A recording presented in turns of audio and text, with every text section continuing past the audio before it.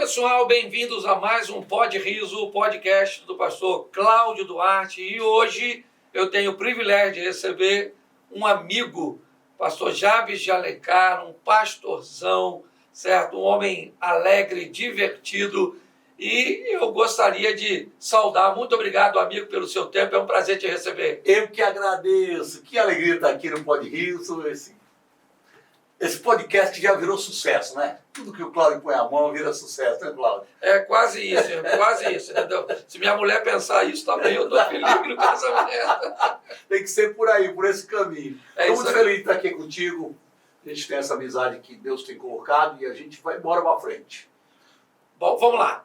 Vamos fazer uma investigação primeiro aqui, vamos ir aquecendo o nosso bate-papo. Pastoreou durante quanto tempo, pastor Jabes? 1980, 45 anos. 45 anos de pastorado.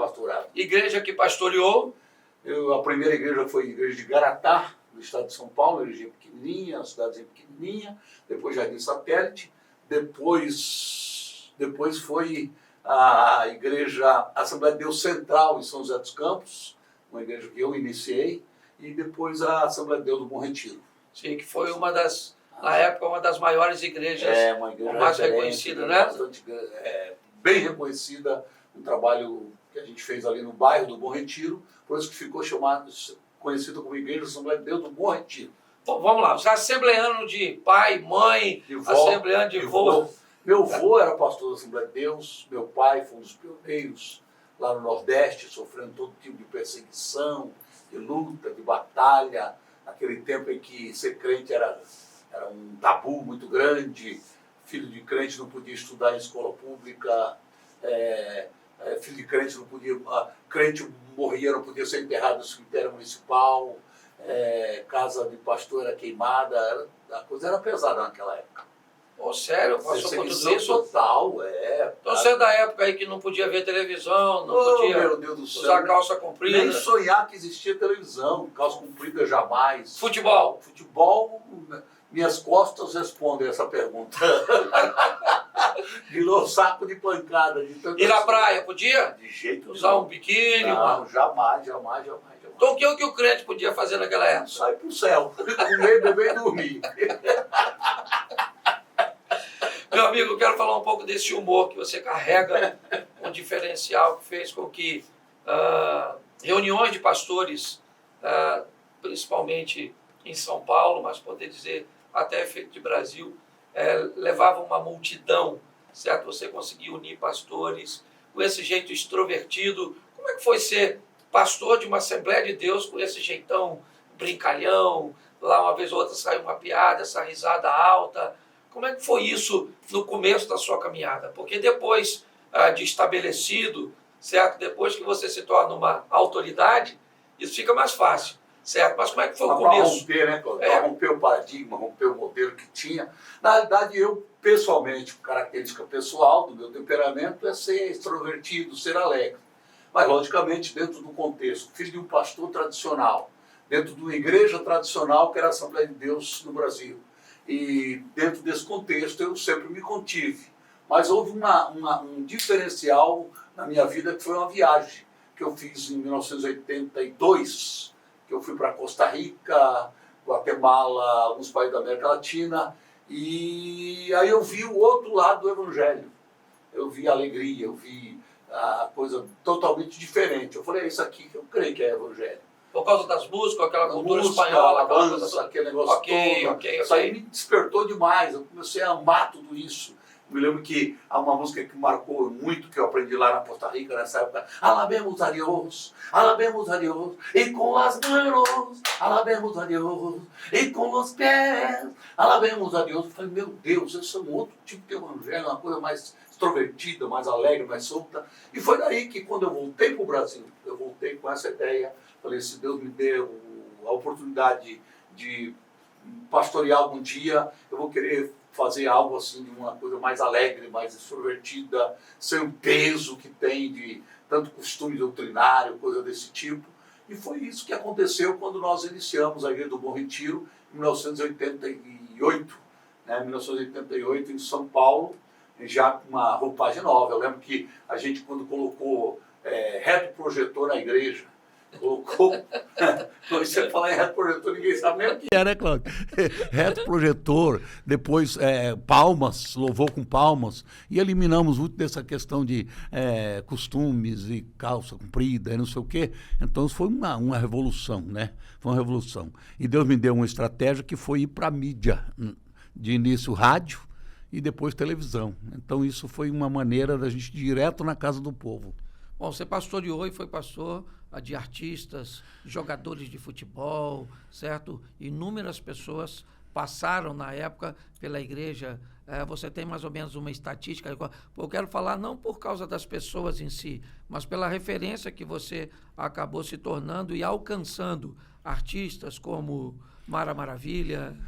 E aí a gente teve aquela presença de tantos artistas, Mara Maravilha, Jesse Valadão, Sula Miranda, essa turma toda, né? A própria Carla Pérez na época, e jogadores, né?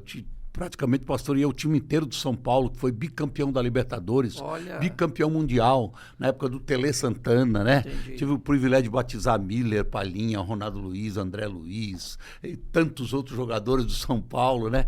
A gente tinha o culto da segunda-feira, que era o culto dos atletas, que a gente tinha uma banda muito conhecida, que era a banda Kadosh, né? Que era um louvor totalmente espontâneo, diferente, aquele gospel black, né? da América.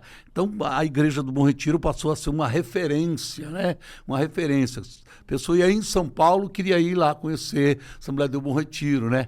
Aí depois também a gente implementou algumas festas anuais, como a Festa dos Estados, que era a festa que tinha as barracas com as comidas e tal, e o louvor ao mesmo tempo, e depois a Festa das Nações. Nessa dos estados, a comida era de cada estado do Brasil. Tem cada barraca com cada estado do Brasil, a comida típica. Então, a pessoa que está aqui, está com saudade da Paraíba, vai comer a comida da Paraíba, tá com saudade, entendeu? Legal, e foi muito legal, cada departamento da igreja assumia uma barraca, e depois a gente fez a Festa das Nações. Então, o primeiro semestre era dos estados, o segundo semestre era a Festa das Nações. Então, quem veio da Rússia, não sei de onde, fazia a barraca com a comida típica.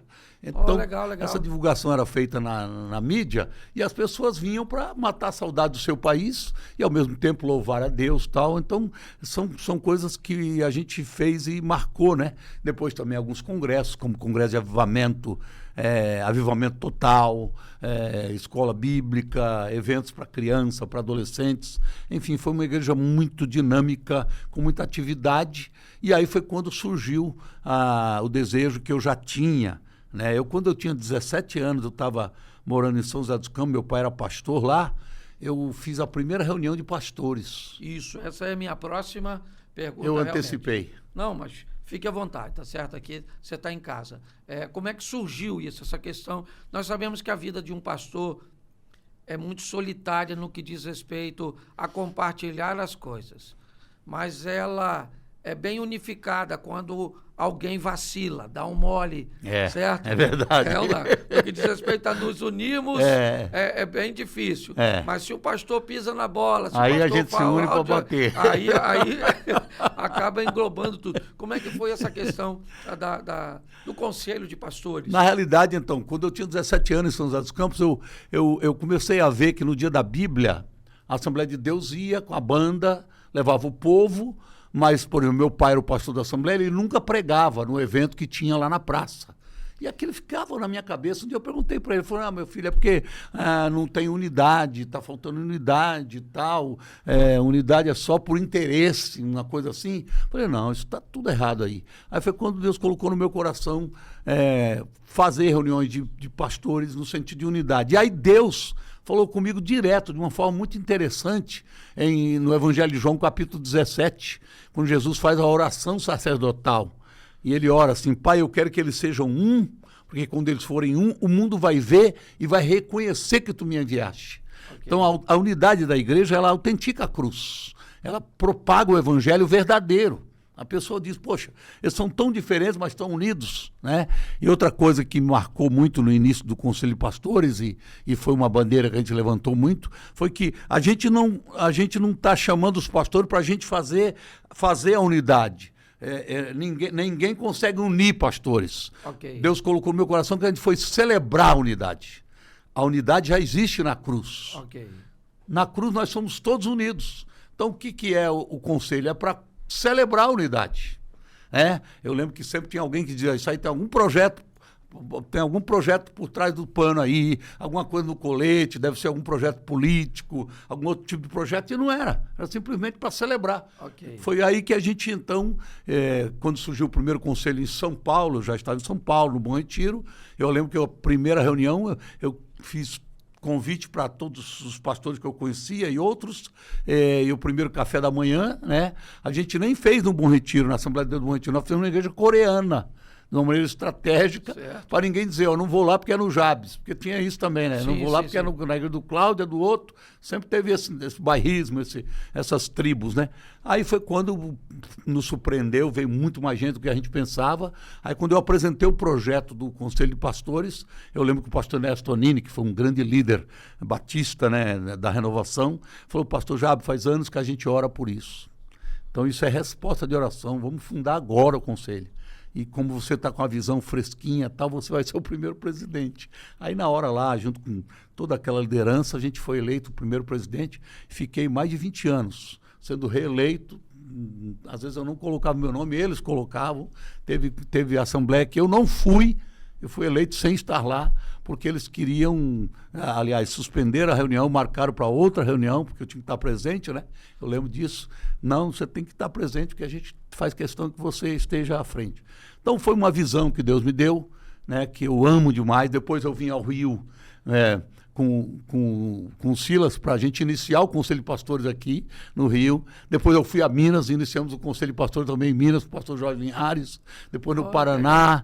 Em vários estados do Brasil, tive o privilégio de ir também, ajudar, implantar. Fora dezenas de cidades no estado de São Paulo, que nós iniciamos também o Conselho de Pastores. Que bênção de Deus. Bom, vamos lá.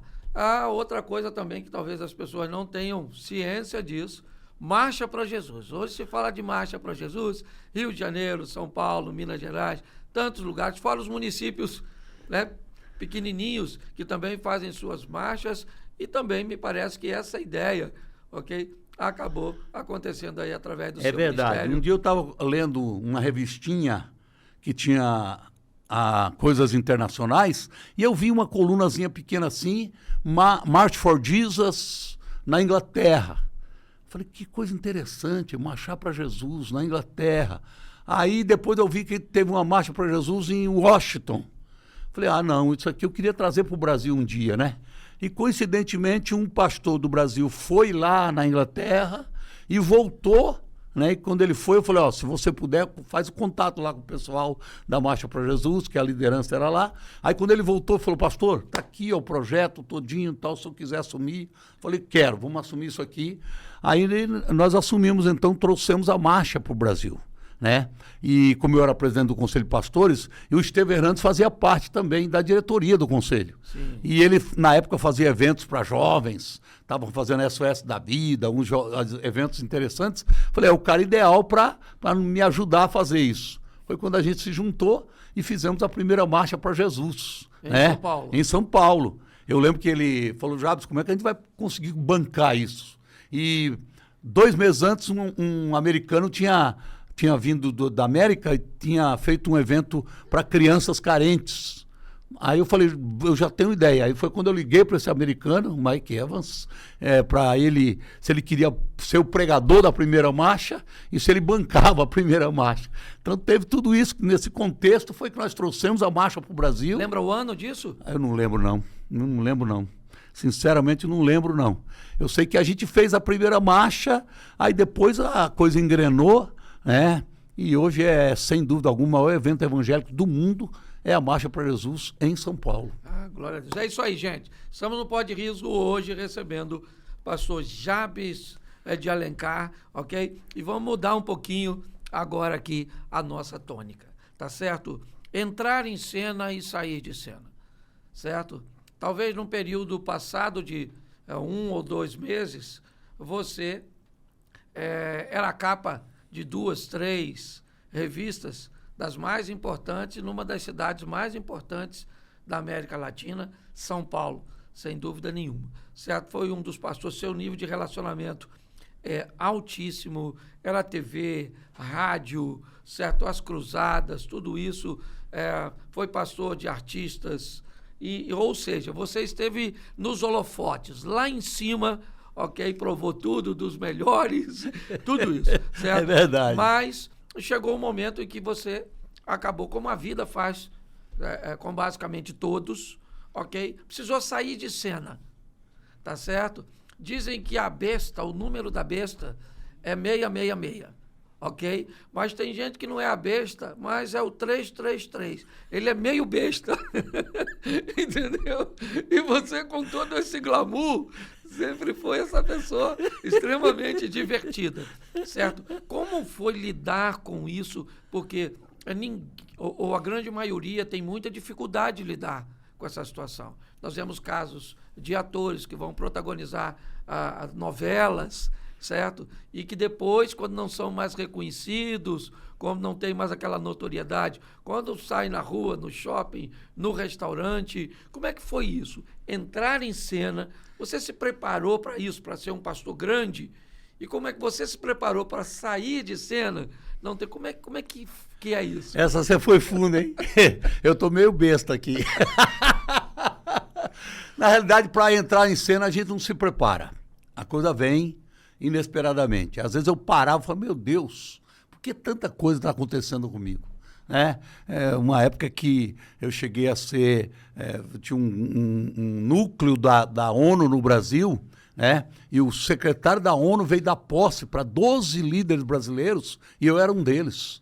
Né? Okay. Kofi Annan, na época, que era o secretário da ONU, e então Sociedade Bíblica do Brasil, tudo você imaginar, a gente chegou lá.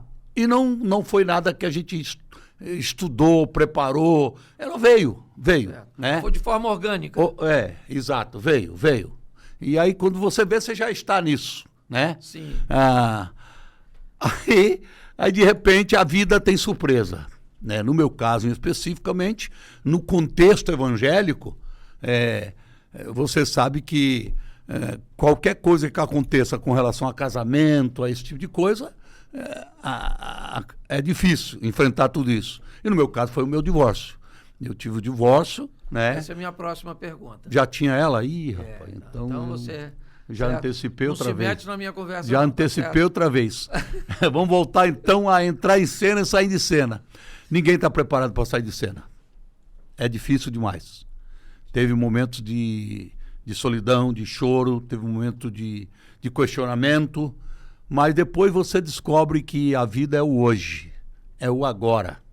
E o salmista disse, este é o dia que o Senhor Deus fez, me alegrarei e serei feliz. E Deus foi me ensinando cada dia mais a ser alegre com aquilo que eu tenho, com aquilo que eu sou, com o momento da minha vida. E eu acho que esse foi o maior segredo para mim, né? Graças a Deus eu preservei os amigos que eu tinha, né? Alguns se afastaram, você tem que respeitar isso. E ganhei outros, muito bênção isso. Então, eu acho que ninguém está preparado para ter e perder. Okay. Depois que você perde, aí você cai na real de que tudo aquilo que você tem, a posição e outras coisas mais, pode se desfazer num sopro. Então, isso eu tive que aprender. Uma das coisas mais desafiadoras, acredito eu, é lidar com a ingratidão. Quando as pessoas não te reconhecem e você nunca teve um vínculo com elas, talvez isso até cause um desconforto apenas. Mas quando são pessoas cujas quais você ajudou, certo? Você impulsionou, e essas pessoas, no momento em que você mais precisa, talvez não envolva nem recurso financeiro. Não é nada disso, só, né? É só oi, sou eu. Isso aí, muito obrigado, reconheço. Eu lembro o caso de uma cantora que ela estava praticamente zerada. Eu tinha rádio na igreja, um dia o rapaz da rádio me chamou e falou, pastor, fulano de tal não está aparecendo entre as 10, já faz 2 meses, porque tinha aquele negócio das 10 cantoras, mas Sim. Faz 2 meses que ela não aparece na lista nem entre as 10. Ela vai acabar, ela vai sumir de cena. Aí eu liguei, né? Liguei pro marido dela, tal. Peguei um ônibus, fui lá, Fiquei na casa deles 3 dias para desfazer, porque o problema lá era a sogra do meu amigo. Era. Então eu consegui mudar a estrutura da cantora e toda a estrutura a levei para uma gravadora forte e ela ressuscitou. Certo. Ressuscitou. Foi uma coisa assim interessante. Aí eu lembro que depois de uns 6 meses, talvez, eu resolvi fazer um evento e trazê-la. Meu irmão, eu tive que falar com a secretária da secretária. As exigências foram incríveis. Falei, meu Deus, não é possível que isso seja verdade, né? Então, esse negócio é muito difícil, porque além da pessoa não te agradecer, ainda é uma ingratidão que machuca, que dói, né? Então, eu tive muita experiência desse tipo. Vamos, então, até hoje eu ainda tenho. Tá, vamos tentar lembrar o contrário, então, certo? Cita pelo menos uns, que aí esses você pode citar. O contrário não, que fica feio, tá certo? Mas 3 das pessoas que você considera que ficaram com você, certo? Que são seus amigos, foram naquela época, são hoje, são parceiros, te tratam do mesmo jeito, não tem reserva. Você tem aí pelo menos 3 que você... Se não quiser citar também, você fica... Não, Cláudio, eu posso citar dezenas, porque realmente, graças a Deus, nesse aspecto, Deus me deu amigos queridos demais, ficaram aí. O próprio, que todo mundo sabe, não é segredo para ninguém, da minha amizade com o Silas. Né? O Silas sabendo levar é uma moça, como eu falo. Sabendo levar. Sabendo levar. Tá, tem que ter sabedoria, discernimento espiritual, revelação profunda, porque se não souber, meu irmão, a coisa fica feia, né? Então, eu posso citar o Silas, né? Que nossa amizade nunca foi abalada, por quê? Porque eu sei levar. Né? Dá marcha ré aqui, dá marcha ré lá e vamos embora e vamos embora, né? Eu não preciso... no nosso caso, por exemplo, no nosso caso você chegou o finalzinho do Bom Retiro, né? Sim. Foi o finalzinho, foi que a nossa amizade se estreitou um pouco mais. Eu estou aqui no seu podcast, né? Podia não estar. Então, isso eu sou muito grato a Deus por isso. Aliás, eu quero dar testemunho aqui dessa amizade, né? Do seu carinho. Eu tenho sido tratado por você como um príncipe, que eu não mereço, mas agradeço. E todos os outros. A gente tem um grupo de amigos no WhatsApp, que você pega todos aqueles amigos, né? Todos eles, Gregório, Ezequiel, Silmar Coelho, Flomarion, toda essa turma. A gente é muito grato, porque, né, todos eles mantêm essa amizade, cada um do seu jeito, da sua maneira, mas a gente é muito grato. Fora isso, outros amigos, como, por exemplo, o pastor Eduardinho. Eduardinho é um amigo, né? Que no contexto da Assembleia de Deus do Bom Retiro, ele não era um pastor de destaque, não era uma igreja grande, mas se tornou um amigo assim tão íntimo, né? Uma pessoa que me surpreendeu em todos os aspectos, né? Pastor Isaac de Bragança Paulista e tantos outros pastores que até a gente citar o nome, até a gente pode cometer um crime de não lembrar. Mas eu sou muito grato a Deus por isso. Também cantores, né? Que a gente ajudou, que a gente deu força e que onde encontra é a mesma coisa, tipo Matos Nascimento, que fez parte do auge do Bom Retiro, né? Foi a maior multidão que a gente teve de um cantor no Bom Retiro, foi Matos Nascimento. Foi Matos Nascimento. Naquela época áurea do Matos, ele marcou para lançar para gravar um, não lembro se era LP na época, ou era CD, alguma coisa, né? Acho que era CD já. E a igreja não coube, foi simplesmente assim uma coisa de louco a multidão que apareceu para esse dia. E então a gente tem que ser grato, né? Lázaro, por exemplo, que era um amigão, né? Foi um amigão até o final. Então tanta gente que a gente tem que ser grato. Bom, Jabes, agora uma coisa que eu já até falei com você uma ocasião e que é algo que eu gostaria de trazer aqui. Você casado, certo? 3 filhos? 3 filhos. 3 filhos. 2 rapazes e uma moça. Isso. Ok?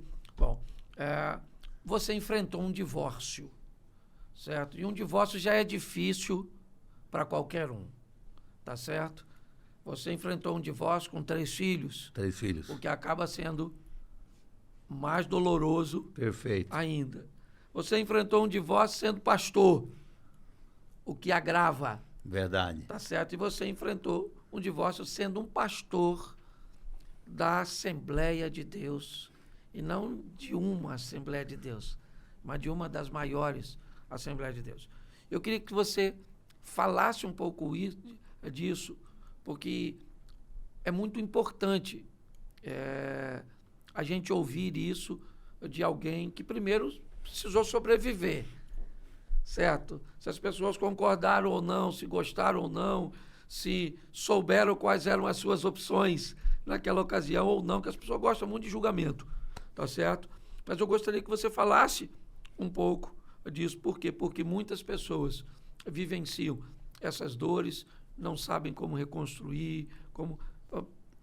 Eu queria te ouvir um pouco. Cláudio, logicamente, é a primeira coisa, ninguém casa para divorciar. Isso é um princípio, isso é uma verdade. Só um louco pode dizer, casei para divorciar. Não existe isso. Né? Ainda mais no meu contexto. Um filho pastor tradicional, neto de pastor tradicional, um pastor reconhecido no Brasil inteiro. Mas deixa eu te fazer uma pergunta agora que eu vou mesclar, tá certo? A seriedade com a brincadeira. Bora. Quando uma menina de 20 anos se casa com um camarada de 80, você acha que ela está pensando em divórcio? Ou ela está pensando na morte do velho? Divórcio não resolve, tem que ter a morte do velho. Brincadeira à parte. Ela está orando para Jesus levar logo. Principalmente se for o velho da lancha. O velho da lancha, meu Deus. Mas para ela casar tem que ser o velho da lancha. Já começa por aí. Aquele velho que diz assim, eu não me troco por 2 de 20, né? Eu não acho que quem queira trocar, né? Mas vamos lá. Mas, Cláudio, então você sabe assim, então dentro desse contexto de toda a minha história e tal, você jamais casa para divorciar. E eu jamais. Eu lembro uma vez que eu entrei num lugar para pregar e deixei de pregar porque tinha lá no púlpito 3 caras que eram divorciados. Então, para mim, era um choque isso. Okay. Eu não aceitava um negócio desse. Eu nunca fui muito radical nas atitudes, mas eu me preservava. E, de repente, eu descubro que meu casamento não existe. Okay. Que eu vivi um casamento de fachada, né? E vamos levando. 1 ano, 2, 3, 10...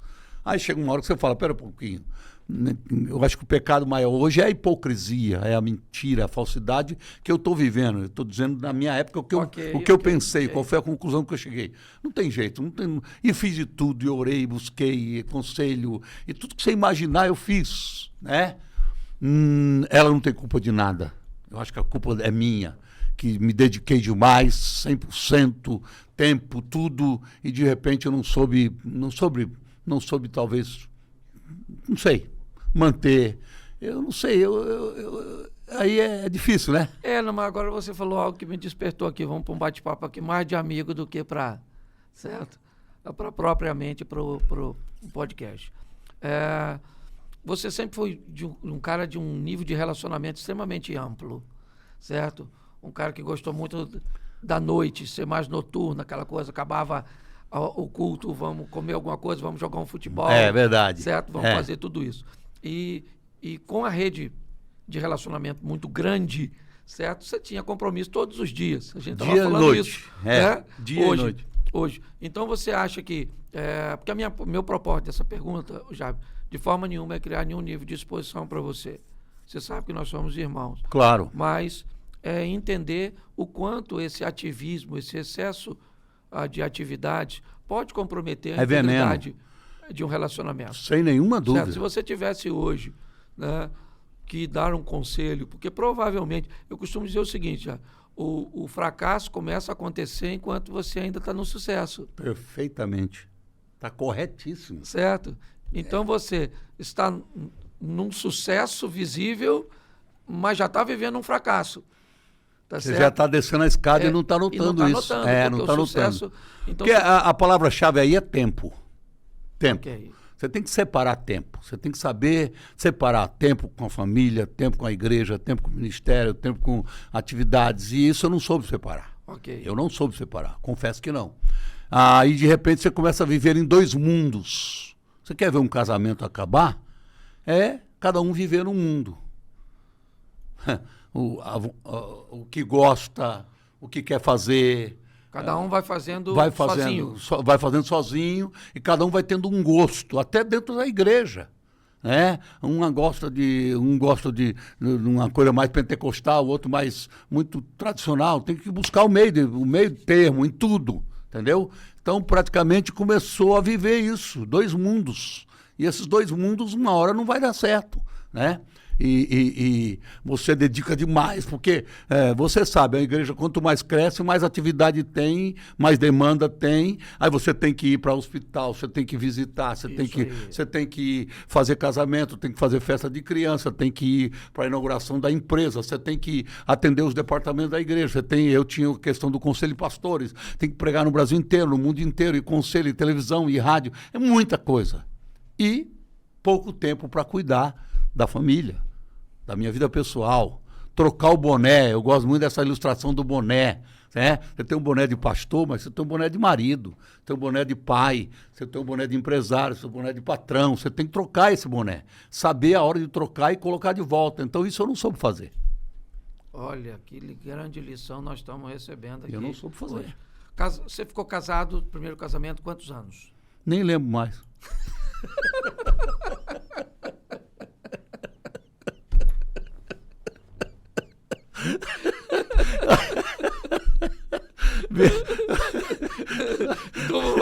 Acho que são 39 anos. Ficou 39 anos? Olha só. Quase 40. Bom, irmão, agora nós vamos tratar de alguns assuntos mais atuais que parecem brincadeira, tá certo? Parece coisa que do pó de riso, ok? Nós estamos aí agora enfrentando a onda, Jabes, do bebê reborn, tá certo? E, rapaz, eu acho graça porque a gente estava vindo no carro e só podia ser brincadeira, certo? A uma mulher dizendo que vai fazer uma escola, certo? Para bebê reborn. Então, nós estamos vendo essa... Você me ajuda a entender isso, irmão, porque tá até ruim de rir a respeito disso. As mulheres brincando de boneca, a mulher estava processando o marido, querendo pensão alimentícia, certo? Ou seja, para um bebê, o que é que a gente... Bebê reborn, o que é isso? O que é isso? Estupidez. Sério? Estupidez. Não dá para acreditar. Milhares, se brincar, milhões de crianças precisando de um pai e de uma mãe. Crianças desesperadas, passando fome, precisando de um colo, de uma comida, de um prato de comida. E vem alguém, gasta uma fortuna para comprar um bebê. Não, presta atenção. Mas de plástico. Não vamos fazer o seguinte, não vamos falar a palavra bebê, não. Vamos falar a palavra boneca. Uma boneca, uma boneca. Uma boneca. Porque você fala bebê, parece que você está normalizando. Humanizando. Humanizando. Não é um bebê. Não é um bebê, é uma boneca, um boneco. Certo. Mas você não acha, que aí nós vamos criar um pouquinho de polêmica nesse podcast, até hoje eu não fui muito pro hábito da polêmica, não. Você não acha que está tendo um distúrbio mental na cabeça de alguém, certo? De chamar um boneco de bebê? Porque isso eu via nas garotinhas pequenininhas da minha época, certo? Cláudio, quando eu vi o primeiro caso que eu vi, eu achei que era brincadeira. Aí depois eu vi o segundo, vi o terceiro, e depois eu vi uma mulher chorando porque o boneco não respondeu como ela queria, alguma coisa que aconteceu. Eu falei, meu Deus, pera um pouquinho, onde é que nós estamos? Ou porque alguém não respeitou, porque alguém riu, porque alguém não aceitou, porque nós estamos vivendo esse tempo. Você tem que aceitar. Você não tem direito de dizer não. Então, quando a gente estava no carro, que a gente viu a mulher oferecendo uma escola... Por bebê reborn? Eu acho que a gente tem agora adaptar as igrejas para o bebê reborn também. Então eu vou ser o pastor do bebê. Deve ser maneiro ser pastor do bebê reborn. Tem que ser. Bem, eu não vou ter problema com o pecado, eu nem preciso pregar. A criança não vai fazer nada. Ela não faz bagunça, não fala palavrão, ela não faz nada. É o departamento do silêncio. É isso aí. Departamento do silêncio, Cláudio. Não, começou com os animaizinhos, né? Que aí virou pais de pet. De pet. Certo? E agora trocou para esse rapaz. Uma vez eu tive problema na igreja, porque no meio da mensagem eu falei alguma coisa com relação a animais e contei uma experiência que eu tive que um cachorro que eu tinha, que era um pitbull, né? Ele quis matar uma pessoa. Aí eu liguei para o camarada veterinário, ele veio, levou o cachorro, depois me ligou, falou, pastor, esse cachorro não tem jeito, tem que sacrificar, porque esse cachorro experimentou sangue. E essa raça de cachorro experimentou sangue e não tem jeito. Falei, amigo, o que precisa fazer? Ele falou, precisa fazer isso, aquilo, o senhor assinar uma carta, tal, para fazer eutanásia, tal. Eu falei, tudo bem, pode trazer. Assinei a carta e foi. Passado 2 dias, eu cheguei em casa, a secretária de casa falou assim, ó, o pessoal da veterinária tá ligando aí, quero falar com o senhor urgente. Aí eu liguei, aí falou, não, é que a gente nunca faz isso sem passar 2, 3 dias, para o senhor ver se realmente é isso, porque o senhor como pai, né, o senhor tem que decidir. Eu falei, pai de quê? Pai de quê? Pai do cachorro. Eu falei, não sou pai do cachorro, não. Aí foi quando... Eu posso até ser casado com a cachorra, mas daí eu ser pai de cachorro. Isso é uma cachorrada só, né? Uma cachorrada só. Chamar minha mulher de cachorra no auge de uma confusão. Aí se alguém achar ruim, você fala, não, mas Jesus também chamou a mulher de cachorro. De cachorrinha. Aí, quando o cara falou, não, o pai tem que... Eu falei, pai de quê? Não, a mãe tá aí pra falar com a mãe. Eu falei, não, pera um pouquinho. Tá tudo errado, amigo, tá tudo errado. Não, e era um psicólogo, querendo dar uma aula de psicologia, de recuperação mental. Eu falei, não, que coisa esse podcast vai dar problema, pode ter. Vai, verdade. Certeza que vai dar problema.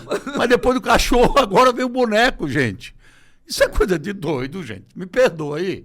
Não dá para aceitar um negócio desse. Chamar um boneco de bebê... Não dá. Não. Já é.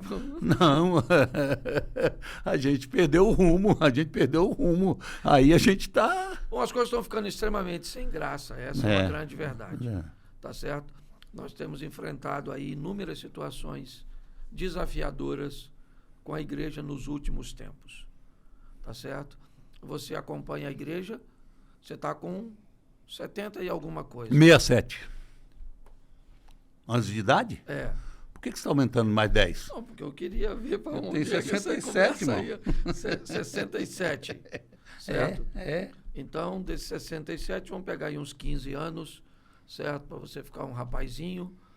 Você está aí aproximadamente 50 anos vendo a igreja. Certo? Observando a igreja. Viu ela passar muitas fases. Como é que você observa hoje? Hoje você mora na América, você é um cidadão americano. Mora nos Estados Unidos. Isso. É preocupante, Cláudio. Como você vê a igreja lá?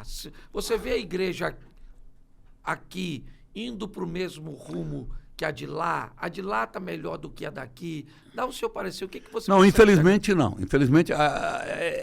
Não só no meio gospel. Você, quando mora na América, você vê que tem muita coisa que acontece nos Estados Unidos, depois de alguns anos, vem acontecer aqui no Brasil. Esse tempo diminuiu muito com o advindo da internet. Né? Antigamente demorava um pouco, mas chegava a moda, chegava no Brasil. Então, hoje, com a internet, tudo é muito dinâmico, muito atual, mas a igreja americana, que já foi a igreja exponencial, né, que o evangelho no Brasil deve à igreja americana.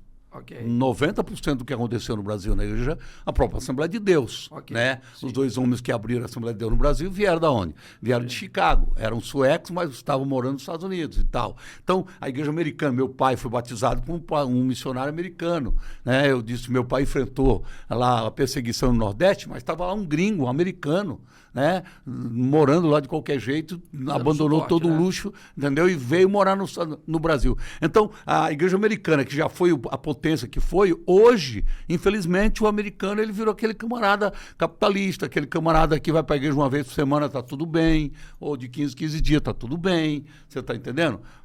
A não ser, assim, algumas coisas mais localizadas, você vê um grande avivamento, você vê uma igreja poderosa e tal, mas, em verdade, o americano virou o crente nominal, né? É uma nação cristã, mas a maior parte, a grande maioria, não tem atividade e presença constante na igreja. E é o que é, infelizmente, a tendência que a gente está vendo a igreja brasileira um pouco sem rumo, um pouco sem referencial, um pouco sem paternidade, que isso é muito importante, né? A gente está preocupado com isso. E, além disso, ainda tem aqueles que já foram líderes, pastores que têm nome, por exemplo, e que hoje estão pregando totalmente o contrário do que pregaram, desvirtuando, né? E usando a liderança que tem, através das redes sociais, né? E aí a pessoal está ficando sem referencial, né? Isso é muito perigoso. Você quer ver uma coisa? Eu posso até citar nomes aqui. Eu acho que não tem uma coisa que está sendo tão pernicioso para a igreja brasileira como hoje a maneira do Caio Fábio, do próprio meu amigo Ricardo Gondim, que já foi um grande líder, o próprio Ed René, e outros homens como esse pessoal, que hoje, para mim, é uma pena. É um dos maiores prejuízos para a igreja brasileira, são pelas posições que tem, entendeu? Okay. E pela liderança que já tiveram. E isso para a juventude, isso para quem está aí, cria um parafuso na cabeça. Bom, deixa eu te fazer outra pergunta, Jair. Até uma curiosidade minha também. O artista gospel, quando foi que ele surgiu? Porque durante muitos anos, por mais que o cantor fizesse sucesso, que era o que acontecia no começo. Certo? No começo, pouquíssimos pregadores eram reconhecidos como homens de sucesso. Sim. Certo? Eu mesmo, quando comecei o meu ministério há 20 e poucos anos atrás, certo? Nós precisávamos de um cantor para levar gente para que um pregador pudesse pregar. Tá certo?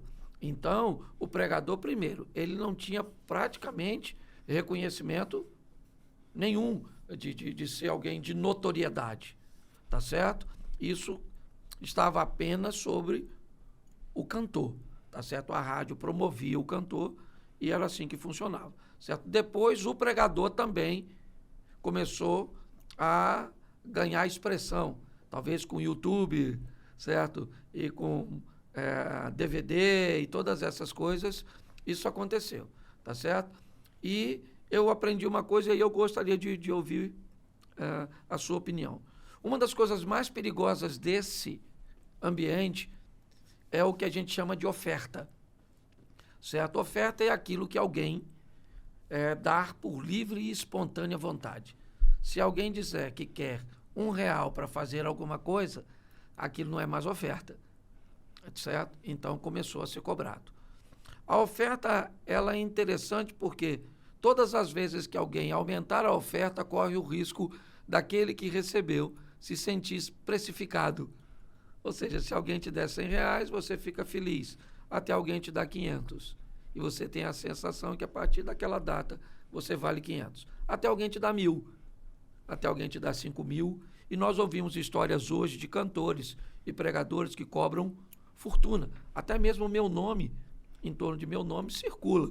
Né? Ninguém nunca certo, teve como comprovar que eu cobrei alguma coisa, porque eu nunca cobrei nada para pregar.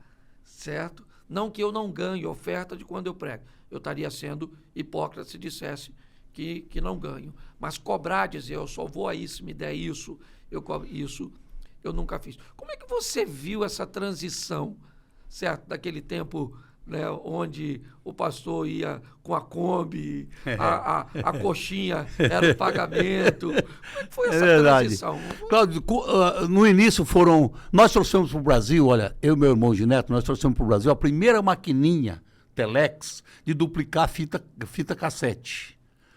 Duplicava mensagem. Ok. Entendeu? Sim. Aí o rádio, a televisão começou a divulgar os pregadores, e aí o pregador começou a ir para o local e pregava, e quando terminava, vocês podem adquirir a mensagem lá no fundo. Okay. Entendeu? Então, essas coisas foram mudando a história, mudando tudo, né? E outra coisa, você sabe que você tinha o pastor, a pessoa que tinha uma chamada, por exemplo, para sair só pregando, itinerante, ele não conseguia viver da itinerância, porque não tinha essa cultura de ofertar, né?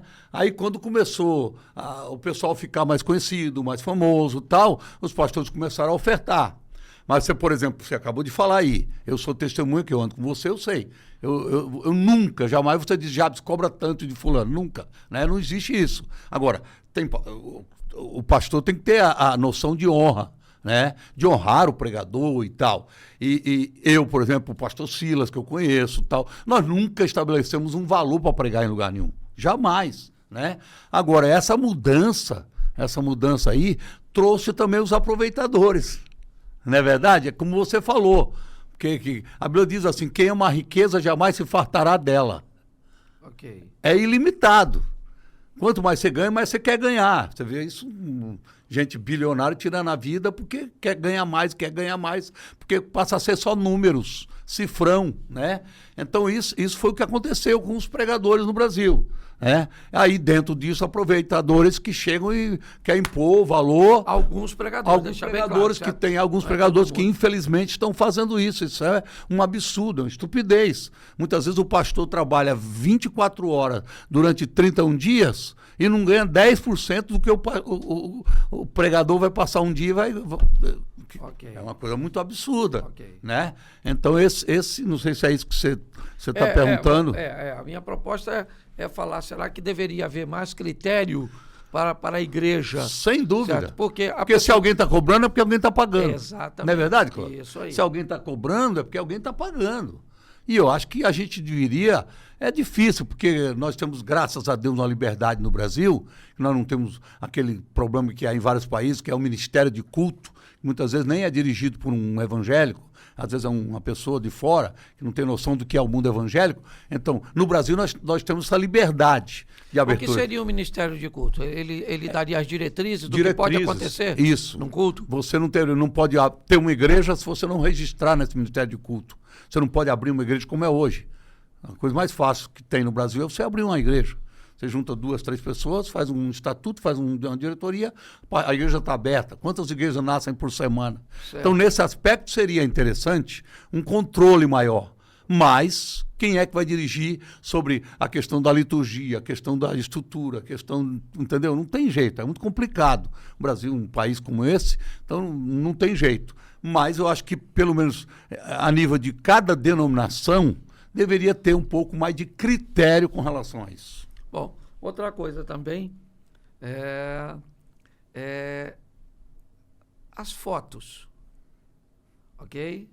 Hoje muitos cantores, pregadores rejeitam os momentos de que o membro da igreja, alguém o admira. Não tem nada a ver com idolatria, tá certo? Aqui nós não estamos falando de idolatria, não. Tá bom? As pessoas às vezes acham que tirar uma foto com alguém é se tornar alguém idólatra. Não tem nada a ver, nós não estamos falando de idolatria. Mas você não acha, assim, que quando um cantor, uma cantora vai numa igreja e ela diz previamente, eu não tiro foto com ninguém, você não acha que o pastor deveria, certo, comunicar à igreja, olha, irmãos, vai acabar aqui, e uma das recomendações que a cantora fez é, não tenho interesse de tirar... Concordo plenamente com você. Foto com ninguém. Concordo plenamente com você, porque muitas vezes essa conta fica para o pastor da igreja. Muitas vezes fica para quem está fazendo o evento, né? O cantor estabeleceu o valor dele, recebeu o valor dele, aí chega lá e esnoba todo mundo. Né? Okay. A gente sabe que muitas vezes é difícil, está cansado, não sei o quê, ficar até de madrugada, a gente até compreende. Mas a pessoa chegar num lugar, faz a exigência e no final você vai arcar com essa responsabilidade? Não, eu acho que essa comunicação deveria ser feita no microfone. No microfone. Ó, gente, chegou aqui o cantor, na hora que chegou no aeroporto já disse, não vou tirar foto com ninguém e tal, vamos respeitar então. Aí pronto, aí a pessoa que se explique. Pessoa que se explique, que é o correto, Entendeu? Bom, gente, recebemos... Ou então volta a ser o que era antes, né? Você não quer a glória, você não quer a fama, você não quer a oferta, você não quer o que está recebendo, sim, volta a ser o que era. É uma boa, certo? É uma boa dica. Dica, né? Bom, gente, estamos aqui com um dos grandes pastores, certo? Pastor Jabes de Alencar, e contamos hoje com a experiência dele, certo? Esse bate-papo tão descontraído. Pastorzão, nós temos aqui, certo, um quadrozinho que é o Rindo e Refletindo. Uau. Ok? Aqui nessa caixinha nós temos alguns temas. E você coloca a mãozinha aqui, tá certo? Tira. Isso, tira um só, isso. Se não gostar, pode tirar outro? Não, não pode. Ah, pastor. Tem que ser esse aí. Que é bugaio. Isso. Lê aí pra gente o que é. Um dia inesquecível. Então vamos lá. O dia inesquecível da vida de Jabes de Alencar. Um dia inesquecível da vida de Jabes Que de marcou Alencar. de forma... Que marcou mesmo a minha vida. Tem tanto dia inesquecível. Escolhe um. Tem que ser no ministério, é? Não, pode ser um dia inesquecível na sua vida. Qualquer dia na minha Qualquer vida. dia. Que você diz, ó, esse foi um dia que a chave virou, que aconteceu algo marcante, tá certo? Eu acho que... É que aqui, pó de riso. Isso. E você ter que falar sério no pó de riso não é fácil. Porque um dia inesquecível, de uma maneira séria, foi o dia que eu pisei em Jerusalém. Aquele dia mudou a minha vida. Era um sonho muito distante. Muito distante. Eu estava no meu escritório um dia, chegou alguém que tinha uma agência de viagem e colocou um envelope na minha frente e disse, daqui 15 dias o senhor está em Israel. Eu falei, não é possível. Não é verdade. Era o maior sonho que eu tinha na minha vida, mas era um sonho inatingível. Eu já pastor do Bom Retiro, no começo da igreja. O cara colocou o envelope, quando eu abri tinha uma passagem. Daqui 15 dias você vai para Israel. Falei, meu Deus do céu, e você sabe o que é interessante? Olha aí a amizade. Falei, amigo, eu só vou se meu amigo for. Que também nunca tinha ido. Que era o Silas. Eu falei, só vou se meu amigo for. Não dá, vai ficar caro. Falei, então não vou. Falei, então tá bom, liga pra ele. Aí liguei na hora pro Silas, naquela hora não tinha telefone celular. Liguei do telefone, nego, tu tá sentado ou tá em pé? Tô sentado, então escuta a mensagem aí, a palavra que eu vou te dar. Daqui 15 dias nós estamos indo pra Israel. Você tá louco? Como é que a gente vai? A gente não tem dinheiro, não tá conseguindo pagar ainda.